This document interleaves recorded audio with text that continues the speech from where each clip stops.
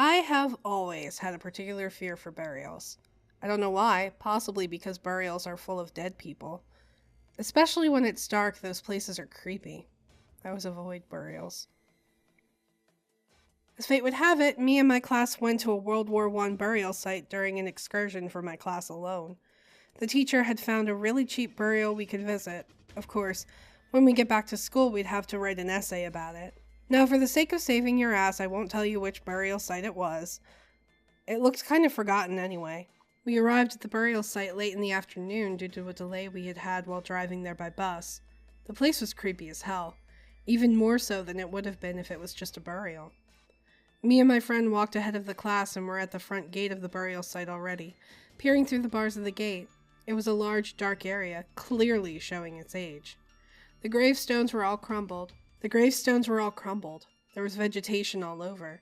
There was this creepy, crumbled chapel in the middle. The walls around the burial site looked pretty intact, save for some cracks and missing plaques. Everyone looked at the teacher with a "what the F" expression on their faces. Understandable.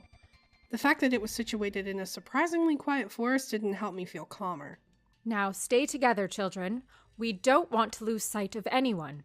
And please, tread quietly. Show respect for the deceased, our teacher said to the rest of the class. Kirsti, Sinjin, get away from that gate and come back, she suddenly called out to us. Oh, I'm Kirsti, by the way.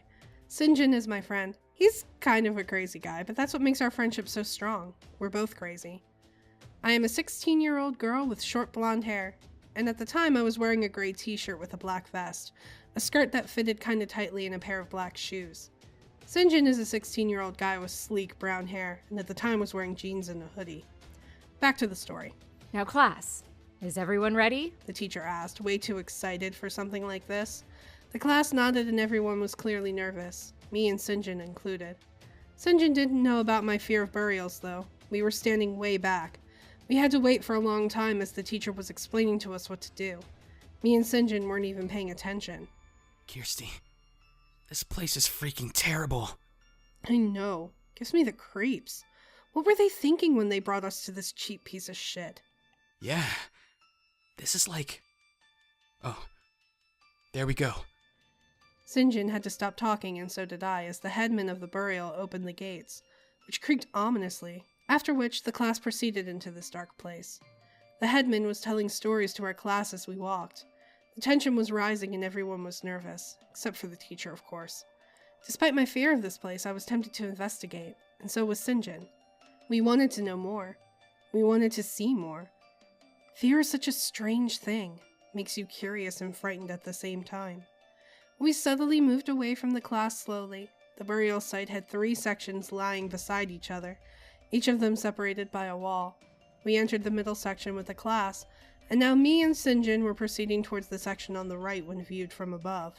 This is wickedly creepy and cool. So many dead dudes below us. Sinjin whispered to me. Yeah, let's see what this place has to offer, I responded. My heart was beating wildly, both from excitement and fright. From what it appeared, the section of the burial we headed to once was closed. There were bits of rope and cloth lying at the gates leading into the section, as well as footsteps apparently made with boots. Probably the headman who removed the rope but forgot to clean it up. There were hints that there used to be a sign above the gates leading into this section, but it was either removed or it just rusted off. We proceeded nonetheless. The section of the burial was, well, different, and much more eerie. The gravestones looked even more neglected. Some were lacking a name, and there were even gravestones that were completely turned into rubble. There was no chapel here, only a small cottage, built from rotting wood. In the meantime, the sun disappeared behind a thick cloud. I was starting to get nervous. The place had a really ominous feeling to it. Sinjin then tapped me on the shoulder and pointed ahead of us. Damn! Kirsti, you see that? He whispered as he pointed. There, ahead of us, was a gravestone, partially shattered, but this one clearly had a name on it. Let's see that from up close, Sinjin then said with excitement in his voice. Sinjin, that isn't a good idea. Let's head back, I said. My fear was getting the better of me. Heck, who wouldn't be frightened to death by this place? Sinjin, clearly. Without even paying attention to what I said, he began walking towards the destroyed gravestone. I tried to stay close to him, but he climbed over the other gravestones with such agility I could barely keep up with him. Coupled with the fact I was wearing a skirt, I couldn't really run that fast. He kept going and going faster and faster until he suddenly disappeared. I was shocked and instantly called out for him. No answer. I bolted over to the place where I saw him disappear and almost fell into a deep hole. I had a hard time keeping balance, but I eventually managed to. And when I managed to, I gazed down for a moment and saw Sinjin lying in the hole. He was groaning and held his leg. It took me a few moments to realize that he disappeared because he fell into that hole. My mind was blank at that point. I really didn't know what to do. My jaw must have been open for the longest time as I was standing there. Sinjin's voice snapped me back to this world. Kirsti! Help me out! He yelled at me from the hole. Sinjin, you fool! I called out and reached out for him. He took my hand and attempted to climb out of the hole, but he couldn't get enough grip with his shoes, and I wasn't strong enough to pull him out. After a few more frantic attempts to get him out, he let himself fall on his back as he stared at me with widened eyes. We both knew that he was stuck and we couldn't get him out unless we called for help, but we didn't want to get detention for wandering off into this section of the burial. I looked around frantically as I was getting a bit panicked. My best friend was stuck, and if we would call for help, we'd get detention or worse. I looked around, and for a moment I thought I was going to panic for real until Sinjin called up to me. Kirsti! Go get help! I think I broke something. I'm not going to get out of here unless you call for help, he said with a sigh as he ran a hand through his black hair, grimacing. I shook my head and continued to look around. I sighed with relief when I saw a man standing in the far distance, next to the cottage we spotted earlier. He had his back turned to me, and from what I could tell he was wearing a coat and a hood. I figured he was the gravekeeper and was just standing outside having a smoke or something. While I looked at the man, Sinjin talked to me too. What is in this hole anyway? There are 2 footprints in here, and they are mine, I heard him say before I turned my back to speak to him again. Sinjin, I see someone. He isn't from our school. We can get you out without the nasty consequences, I said before walking off. Sinjin kept talking, but I didn't hear much other than Doug and inside and stuff. It was awfully quiet as I approached the man. Only the sound of the wind blowing through the trees kept the place from being silent. I couldn't even hear our class anymore. I called out to the man. Hello, sir? Could you help me? I asked as I walked towards him, past the gravestones, leaves rustling below my feet. No answer. I was close enough now to see that the man wasn't smoking a cigarette. His coat looked dirty and old, and had a few holes. He had his arms folded and just stared at the wall in front of him.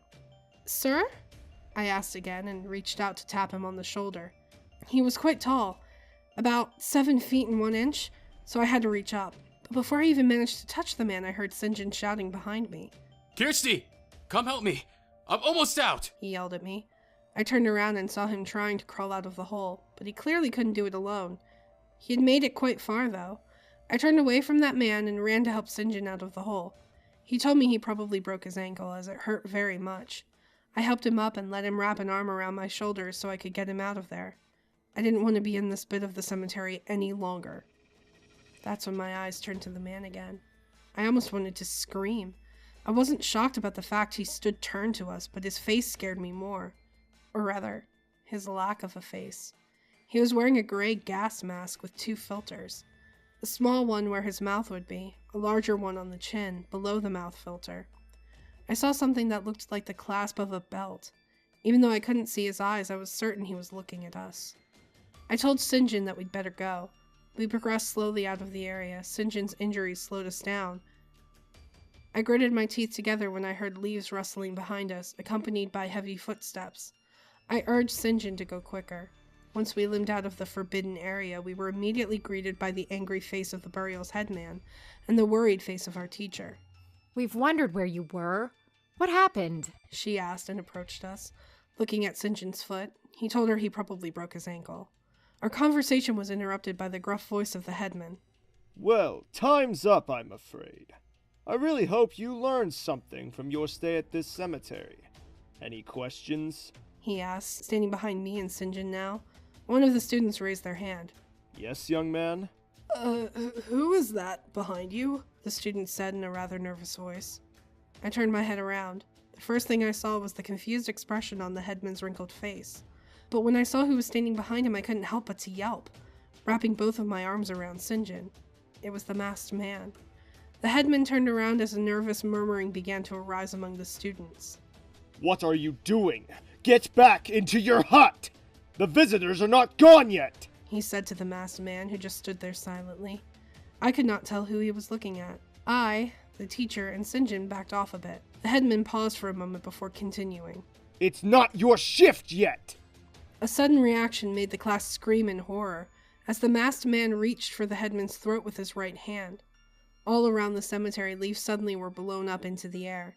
I screamed as well and pressed myself to Sinjin, who in turn backed off further from the situation. The teacher pulled us both back. The headman made all sorts of choking sounds as the masked man pushed him down into the muddy ground of the burial. His face started to turn red. I screamed again, looking from the choking headman to the masked man. Tears began to well up in my eyes as I was scared to death. It wouldn't be long before the headman stopped struggling. All of the students started to run toward the exit of the burial, screaming in fear.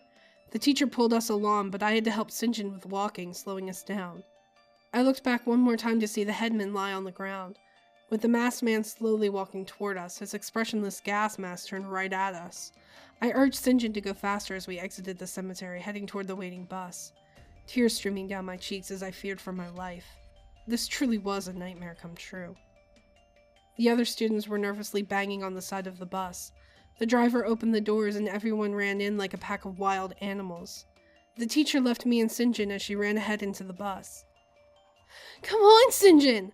We're gonna be left behind otherwise! I urged him again as I fought to hold back my terrified screams as I shook uncontrollably. Once we arrived at the bus's entrance, I helped Sinjin get in before I looked back at the cemetery's entrance. The masked man walked through the gates and was still coming for us. But to my dismay, he began to run. I screamed at the sight before Sinjin pulled me into the bus. The doors weren't even closed yet, but the driver hit the gas, and the bus drove off. I was dragged into the bus and sat down on one of the seats as the door closed behind me. I lost all sense and reason and started to cry, scared out of my wits. The driver quickly made his way out of the forest, and I calmed down significantly when I saw that the sky was no longer obstructed by trees. During the ride, the teacher made numerous calls to warn the authorities and informed us that we all got a week off from school to process the shock. I never want to return to that place ever again. In the same week, the police investigated the burial we had visited. They found the dead body of the headman, but there was no trace of a masked man. They also informed us that the burial site wasn't marked on any other map other than the one the headman himself provided our teacher with. Most of the graves were empty, and almost none of the names on the gravestones matched that of actual World War I soldiers. Long story short, I finally understand why the place was in such a poor condition. And I think we're not done yet. This is all just getting started.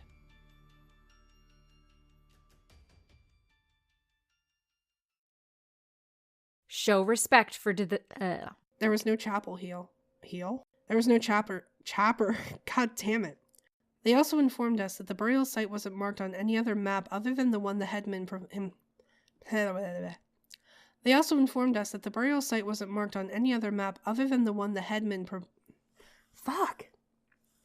They also informed us that the burial site wasn't marked on any...